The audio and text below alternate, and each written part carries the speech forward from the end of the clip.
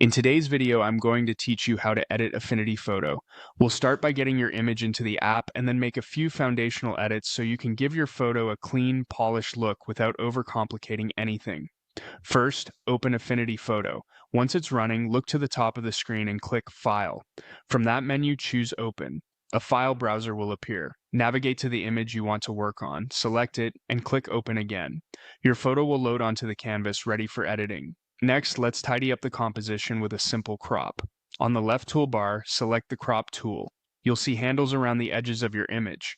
Click and drag those handles to remove distractions and strengthen your framing. If you're aiming for a particular look, adjust the aspect ratio from the toolbar options so your crop stays consistent.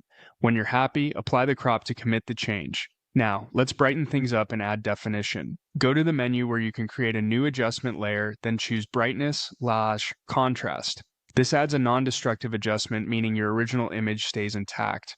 In the panel that appears, slowly raise brightness to lift dark areas and nudge contrast to deepen separation between lights and shadows. Small moves go a long way. If the image starts to look harsh, back off slightly until it feels natural.